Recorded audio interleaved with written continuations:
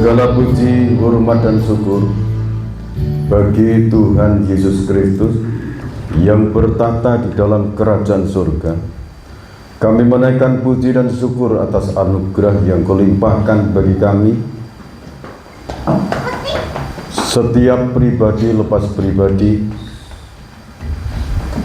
bagi kekasih-Mu yang telah bergumul berjuang untuk kesatuan organisme tubuh Kristus yang esa pada akhir zaman, juga untuk alat-alat-Mu yang telah Engkau persiapkan. Engkau himpunkan kembali mereka menyatu dalam kesatuan visi dan misi pembangunan kesatuan organisme tubuh Kristus esa. Curahkan Roh Kudus double porsi pada saat pagi hari ini.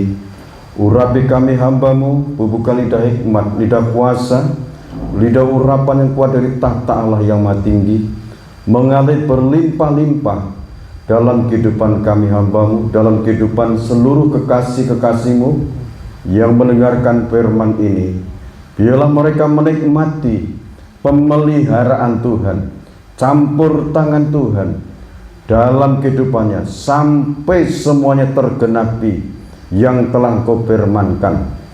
Berkat kekuatan kuasa kurban Kristus dan kuasa kebangkitan-Mu, semuanya terbuka pintu-pintu pertolongan yang dari Tuhan. Tingkap-tingkap langit terbuka, pintu kerajaan surga terbuka untuk umat-umat-Mu yang menerima pengorbanan Tuhan Yesus Kristus di atas bukit Golgota. Segala dosa-dosa dihapus dan dianugerahi pengampunan, dianugerahi keselamatan yang abadi di dalam Tuhan Yesus Kristus. Bapa, terima kasih atas anugerah yang Kau limpahkan dalam kehidupan kami semua. Diberkati ibadah ini dari awal pertengahan hingga akhirnya. Berkat-berkat yang terbaik tercurah saat pagi hari ini. Terima kasih Bapa. Di dalam nama Tuhan Yesus Kristus hamba berdoa dan mengucap syukur. Amin.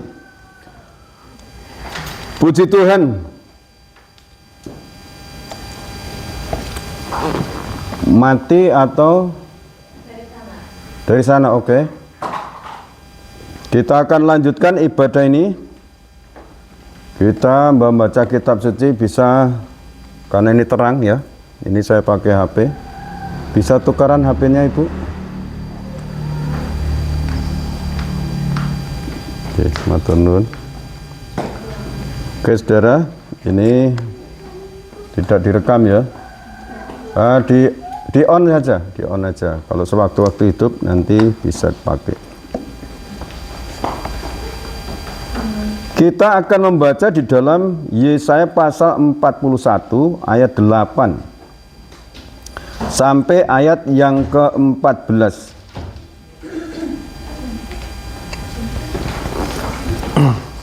Silakan. Yesaya pasal 41 mulai dari ayat yang ke-8. Begini bunyi firman Tuhan. Israel, hamba Tuhan. Tetapi engkau, hai Israel, hambaku, hai Yakub, yang telah kupilih, keturunan Abraham, yang kukasihi. Ya terus. Engkau yang telah kuambil dari ujung-ujung bumi, dan yang telah kupanggil dari penjuru-penjurunya. Aku berkata kepadamu, engkau hambaku. Aku telah memilih engkau dan tidak menolak engkau. Janganlah takut, sebab aku menyertai engkau. Ya. Janganlah bimbang, sebab aku ini Allahmu. Aku akan meneguhkan, bahkan akan menolong engkau. Aku akan memegang engkau dengan tangan kananku yang membawa kemenangan. Sesungguhnya semua orang yang bangkit amarahnya terhadap engkau akan mendapat malu dan kena noda. Orang-orang yang membantah engkau akan seperti tidak ada dan akan binasa. Engkau akan mencari orang-orang yang berkelahi dengan engkau, tetapi tidak akan menemui mereka. Orang-orang yang berperang melawan engkau akan seperti tidak ada dan hampa. Sebab aku ini, Tuhan Allahmu, memegang tangan kananmu dan berkata kepadamu, janganlah takut, akulah yang menolong engkau. Ya. Janganlah takut, hai si cacing Yakub, hai si ulat Israel, akulah yang menolong engkau.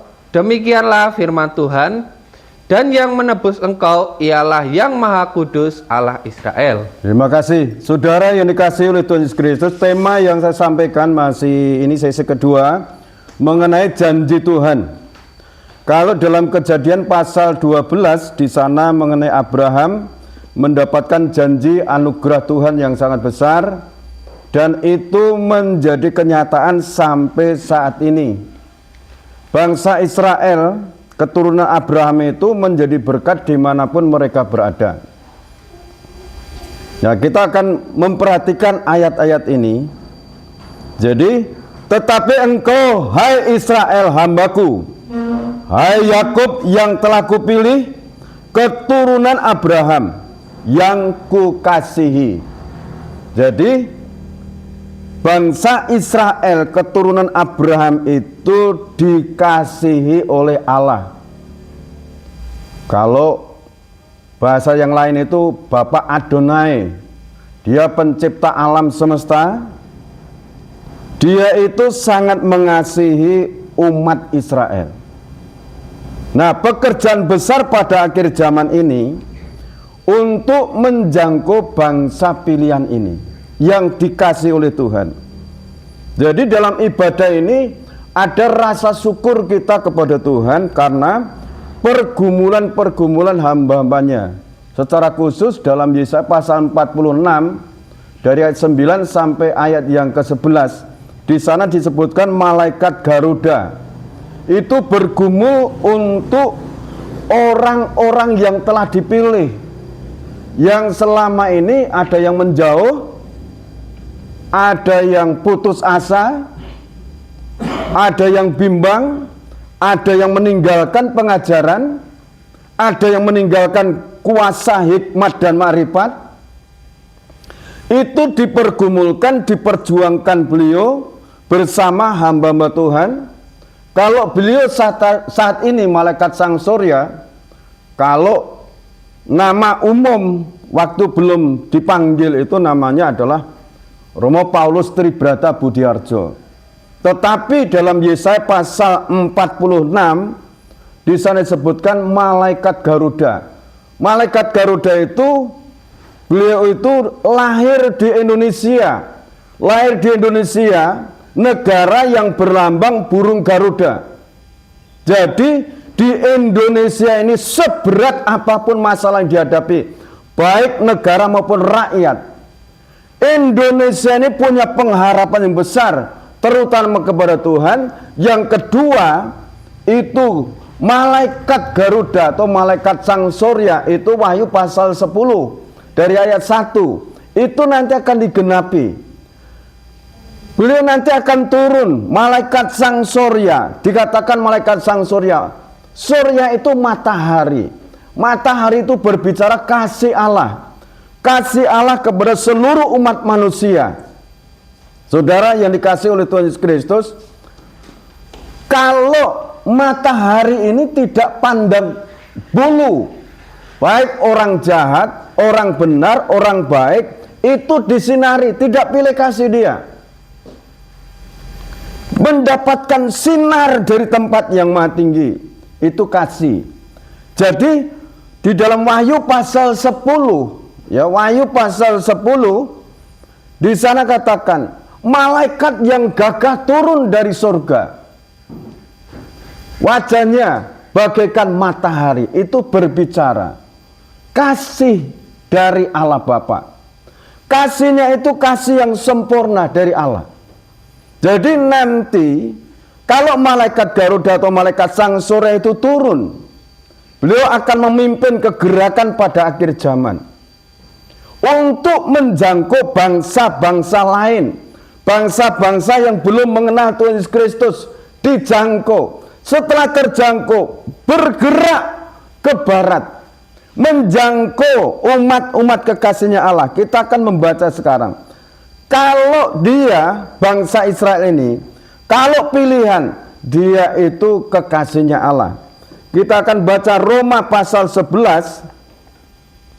Roma 11 ayat 25 sampai 28. Ini keberadaan Israel. Kita perhatikan. Roma pasal 11 mulai dari ayat yang ke-25. Begini bunyi firman Tuhan. Ya. Penyelamatan Israel.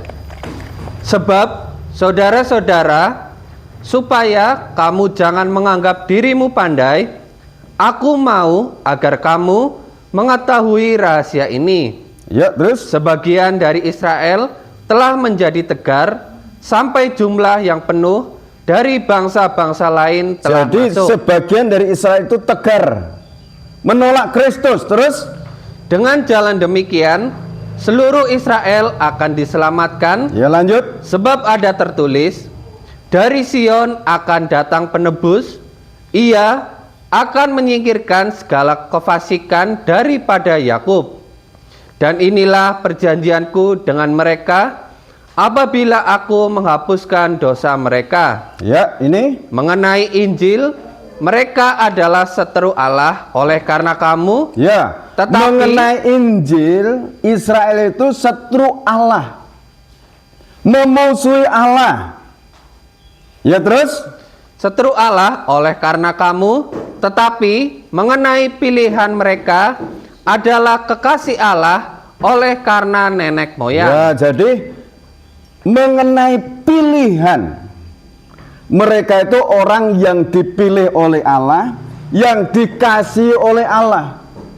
Tetapi mengenai Injil, Israel itu setru Allah, setru, musuh. Karena apa? Roma 1 ayat yang ke-16 dan 17. Roma pasal 1 ayat yang ke-16 dan 17. Begini bunyi firman Tuhan. Ya, Injil itu kekuatan Allah. ya, Injil itu kekuatan Allah. Terus Sebab aku mempunyai keyakinan yang kokoh dalam Injil, karena Injil adalah kekuatan Allah yang menyelamatkan setiap orang yang percaya.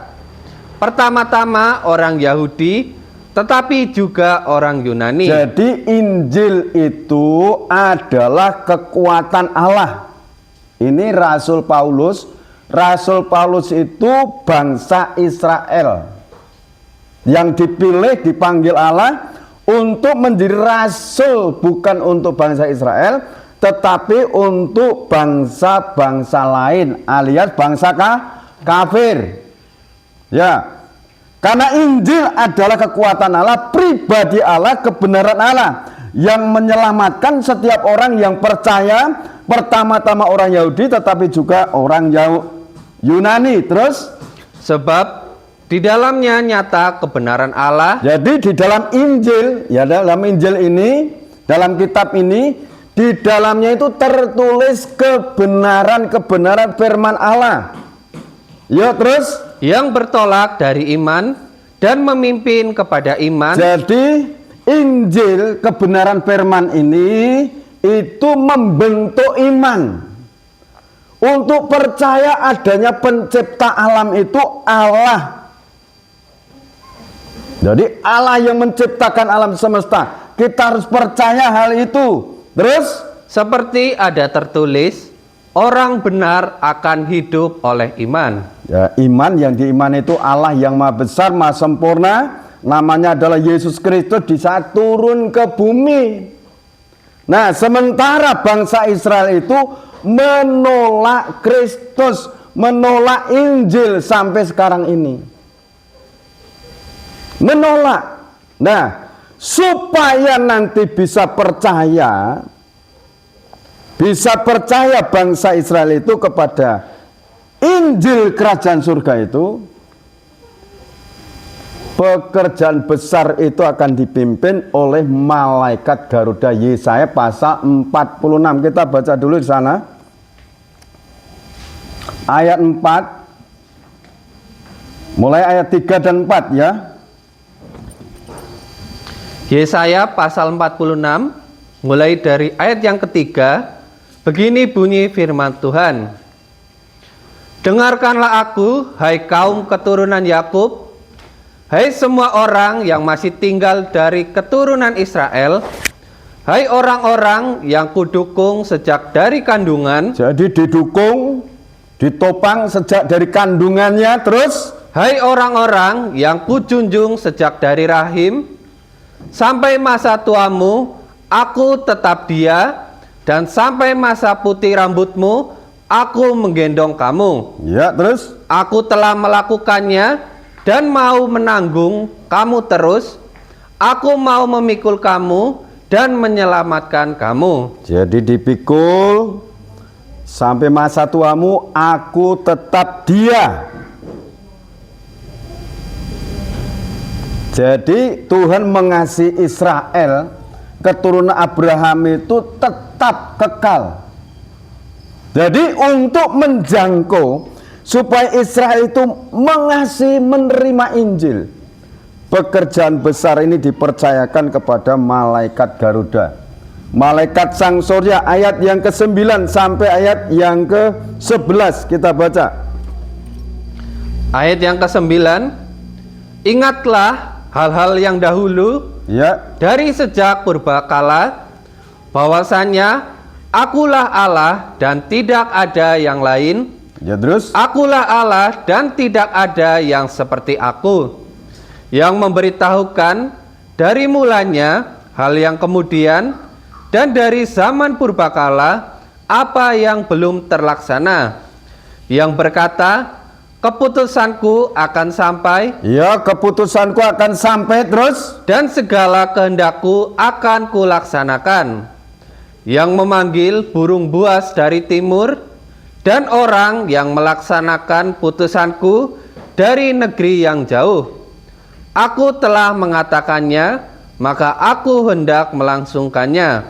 Aku telah merencanakannya, maka aku hendak melaksanakannya. jadi yang punya rencana itu Tuhan, dan yang akan melaksanakannya itu Tuhan. Kalau ibadah sesi pertama dari janji Tuhan ini, dalam kitab Yoel pasal 2 ayat 28 mulai, Tuhan itu akan mencurahkan rohnya pada akhir zaman. Teruna-teruna, anak-anak muda, orang-orang tua akan mendapatkan penglihatan-penglihatan, mimpi-mimpi. Mereka dilengkapi dengan kuasa. Kita baca lagi di sana, Yoel pasal 2 ayat 28 mulai. Jadi geraknya itu gerak oleh karena Roh Kudus yang menggerakkan, yang memakai. Terus silakan ya, 28 mulai. Begini bunyi firman Tuhan, hari Tuhan. Kemudian daripada itu akan terjadi bahwa aku akan mencurahkan rohku ke atas semua manusia. Maka anak-anakmu laki-laki dan perempuan akan bernubuat. Orang-orangmu yang tua akan mendapat mimpi. Teruna-terunamu akan mendapat penglihatan-penglihatan. Ini yang mengerjakan itu Roh Kudus. Kalau di dalam 1 Korintus pasal 12 dari ayat 8 di sana mengatakan, di situ akan dilengkapi 9 karunia Roh Kudus.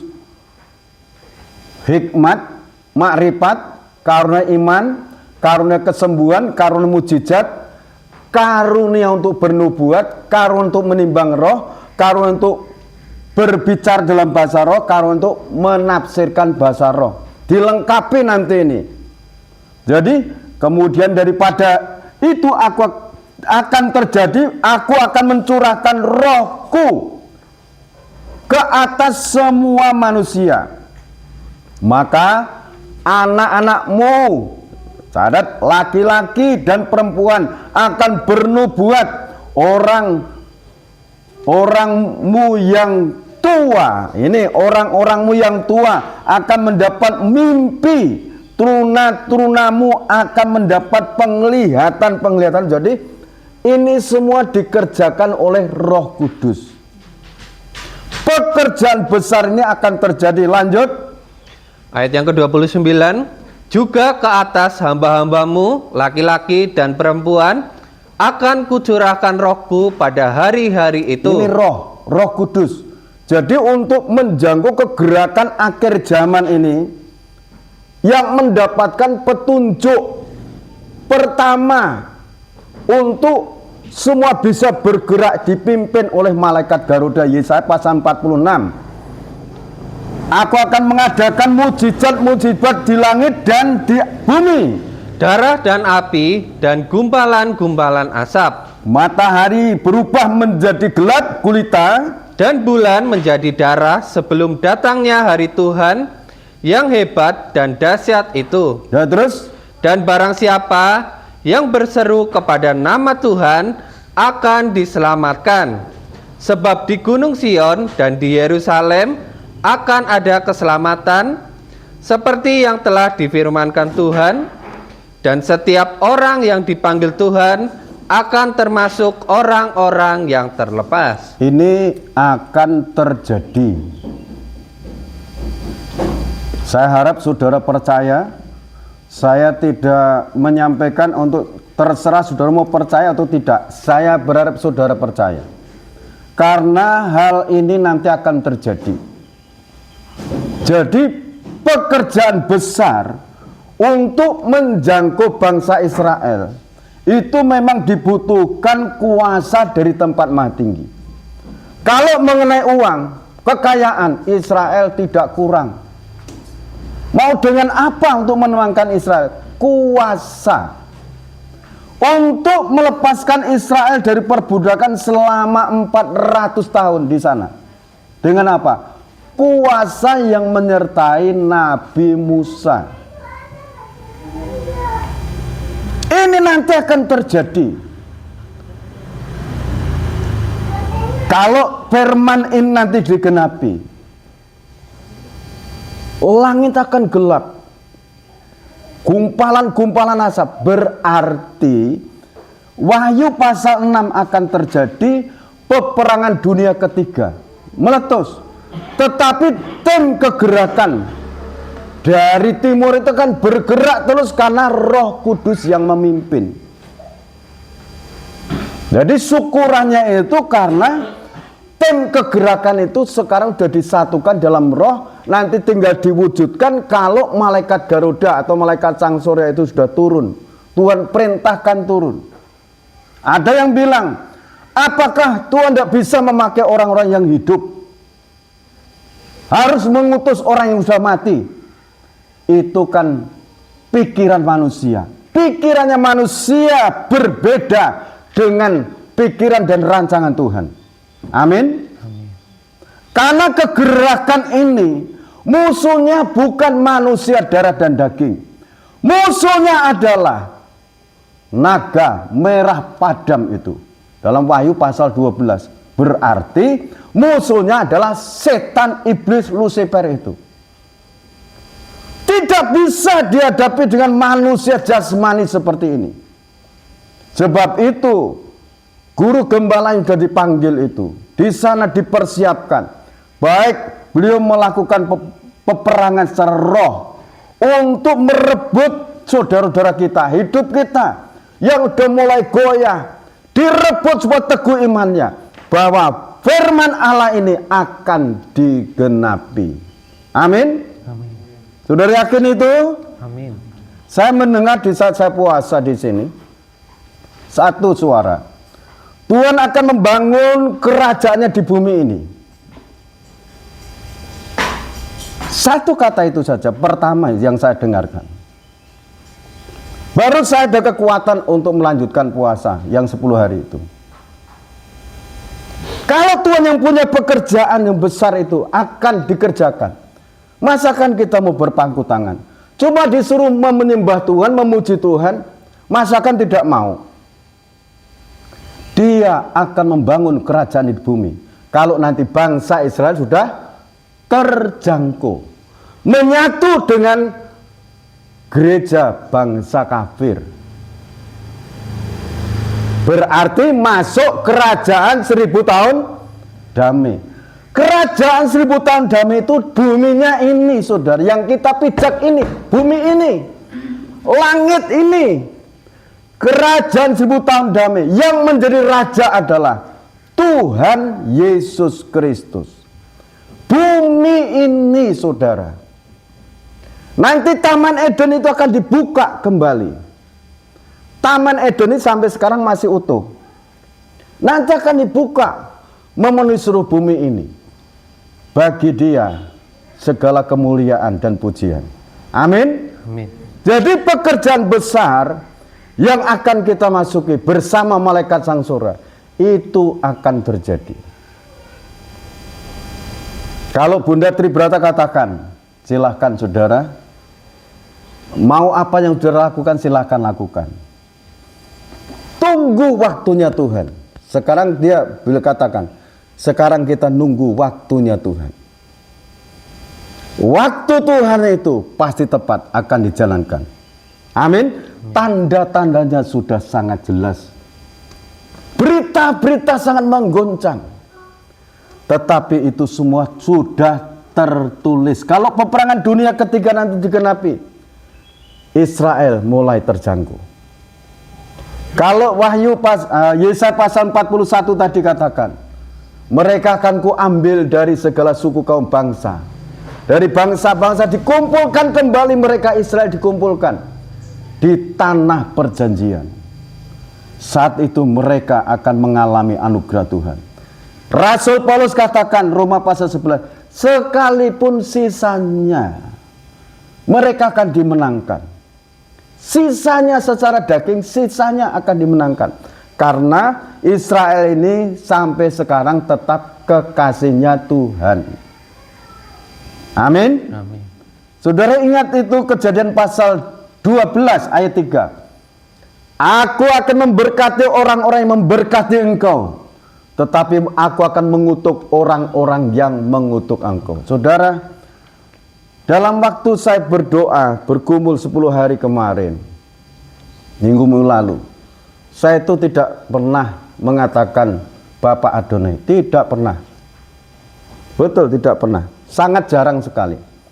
Tetapi dari hari ketiga, atau mulai masuk hari pertama, malam kedua itu, suara Bapak Adonai, terpujilah Engkau. Itu setiap saya masuk doa, Bapak Adonai Engkau sangat baik. Hari terakhir, sampai saya pakai tasbih, sampai berulang-ulang kali, ratusan kali saya katakan, Bapak Adonai Engkau maha baik, Engkau kekal selamanya. Dia itu Allah yang kekal. Dia itu Allahnya Israel. Suara yang saya dengarkan, doakan kekasihku. Doakan kekasihku. Kejadian pasal 12. Kalau engkau memberkati Israel, keturunan Abraham, engkau akan diberkati. Udah saya tenang. Untuk melanjutkan puasa ngebleng 10 hari, tanpa korban Kristus, tanpa darah Kristus, saya tidak mampu. Betul tidak mampu. Saya naikkan syukur atas anugerah Tuhan. Jadi hari ini saya bersama-sama, kan pujiannya tadi kan ada rasa syukur. Kalau kita bisa, itu karena anugerahnya. Yang puasa 1 hari saja diambil tengah hari. Mau ancang-ancang puasa, muteng ngerawat, meriang dulu, ndak tahu sudah ngerawat atau belum. Silakan jalani itu. Ada waktu, kita nih persiapan. Kalau waktunya nanti sudah Tuhan tiap sangkakalanya atau komando dari surga, silahkan turun. Jadi panitia surga sudah siap-siap sekarang. Kalau tadi mau ibadah itu, saya rasakan itu banyak sekali orang di sini yang mau siap melakukan pekerjaan besar. Berarti itu adalah para malaikat Tuhan yang siap mendampingi saudara, menyertai saudara, membantu saudara di setiap lini kehidupan saudara. Jadi fokusnya itu sekarang, baik anak-anak sekolah, bagaimana hidup bisa menyenangkan hati Tuhan, bisa sebanyak-banyak berdoa, memuji Tuhan, memuliakan nama Tuhan. Bapak Adonai, Engkau sangat baik, Engkau maha dahsyat, Engkau maha sempurna. Jadi dalam pergumulan itu kalau mendengar suara Tuhan itu kekuatan turun, mengalir. Jadi hari ke-10 itu saya masih turun dari lantai 2 itu, turun di sana ke kebun, saya masih bisa. Itu karena kekuatan Tuhan. Kekuatan Tuhan mengalir lewat kuasa korban Kristus. Jadi saudara percaya firman akan digenapi? Amin. Saya sangat yakin, saudara. Wahyu pasal 10 ayat 1.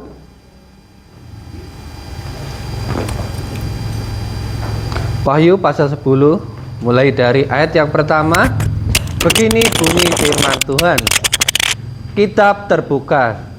Ya. Dan aku melihat seorang malaikat lain yang kuat turun dari surga, berselubungkan awan, dan pelangi ada di atas kepalanya, dan mukanya sama seperti matahari, dan kakinya bagaikan tiang api. Ya. Ayat yang kedua, dalam tangannya ia memegang sebuah gulungan kitab kecil yang terbuka. Ia menginjakkan kaki kanannya di atas laut dan kaki kirinya di atas bumi. Dan ia berseru dengan suara nyaring sama seperti singa yang mengaum. Dan sesudah ia berseru, ketujuh guru itu memperdengarkan suaranya. Ya, terima kasih, sampai di situ dulu. Dan aku melihat seorang malaikat lain yang kuat turun dari surga, berselubungkan awan. Berselubungkan awan, dan pelangi ada di atas kepalanya, dan mukanya sama seperti matahari, dan kakinya bagaikan tiang api. Ini bukan malaikat-malaikat yang biasa, bukan malaikat Jibril, tetapi ini nanti akan didampingi timnya malaikat Mikael, panglima besar itu. Nanti akan mendampingi itu Daniel pasal 12. Akan didampingi itu nanti. Jadi geraknya itu sekali lagi bukan kuat dan gagahnya manusia. Pada waktu itu juga akan muncul, Daniel pasal 12 ayat 1. Pada waktu itu juga akan muncul Mikael, pemimpin besar itu. Terus? Yang akan mendampingi anak-anak bangsamu, dan akan ada suatu waktu kesesakan yang besar, Ya. seperti yang belum pernah terjadi sejak ada bangsa-bangsa sampai pada waktu itu. Ya. Tetapi pada waktu itu bangsamu akan terluput, yakni barang siapa yang didapati namanya tertulis dalam kitab itu. Jadi malaikat Garuda atau malaikat Sang Surya itu nanti akan didampingi timnya. Sampai di situ timnya malaikat Mikael, panglima besar. Itu nanti akan turun, mendampingi, mengawal. Berarti kalau dikawal oleh panglima surga ini, ada musuh, ada lawan, disingkirkan. Tim kegerakan bergerak menyampaikan kebenaran Injil ke seluruh pelosok Nusantara, ke berbagai pulau, ke berbagai negara. Ini nanti akan bergerak. Amin. Amin. Ini saudara, yang saya sangat bersyukur atas anugerah Tuhan, informasi pergumulan malaikat Sang Surya bersama tim ini dijawab Tuhan. Murid-muridnya beliau yang selama ini mengikuti seminar, mengikuti penataran dan sebagainya, akan dikumpulkan, menjalani, mengikuti, bekerja bersama-sama, bergerak untuk kegerakan pamungkas akhir zaman.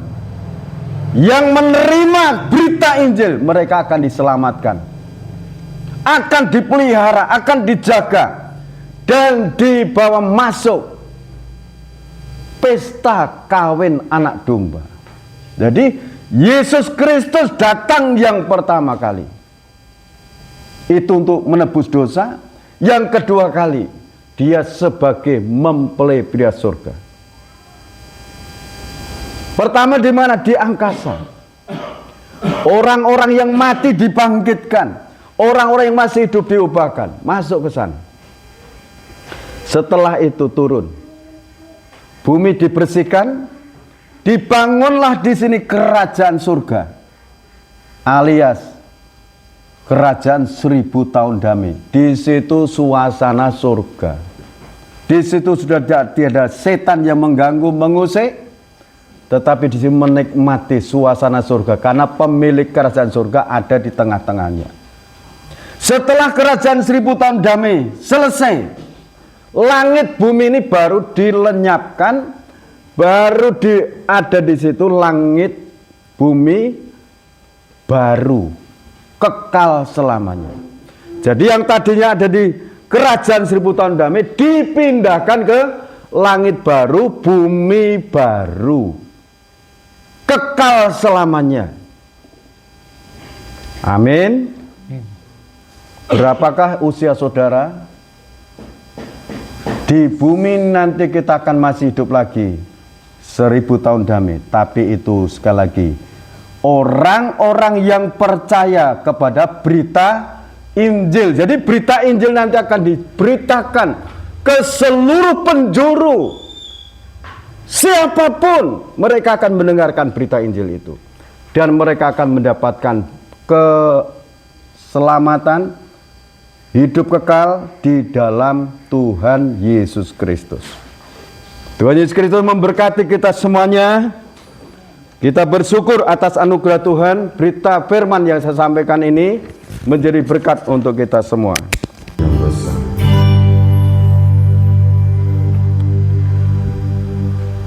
Terima kasih buat anugerah-Mu Bapa Surgawi. Dan ketika mereka sedang makan, Yesus mengambil roti, mengucap berkat, memecah-mecahkannya, lalu memberikannya kepada murid-muridnya dan berkata, ambillah, makanlah, inilah tubuhku. Kita makan bersama-sama dalam nama Tuhan Yesus Kristus.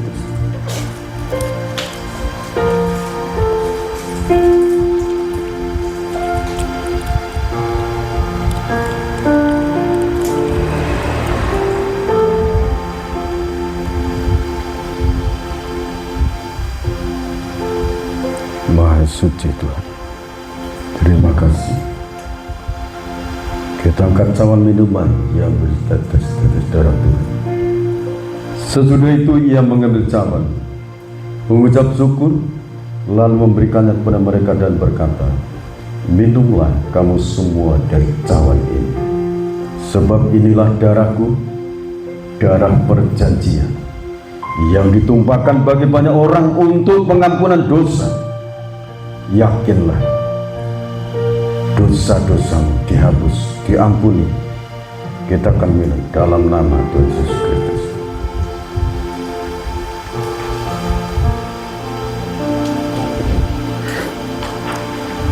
Di dalam nama Tuhan Yesus Kristus, Bapak, Ibu, Saudara, dariku kekasih Tuhan, sekarang terimalah berkat anugerah damai dan sejahtera dari Allah Bapa, Sang Putra dan Roh Kudus, dilimpahkan dalam kehidupan kita semua sekarang sampai Tuhan Yesus Kristus datang yang kedua kali. Tetaplah dalam naungan kasih dan rahmat-Nya. Di dalam nama Tuhan Yesus Kristus kami terima berkat-berkat. Kita bersama-sama katakan amin. Tuhan Yesus Kristus memberkati kita semuanya.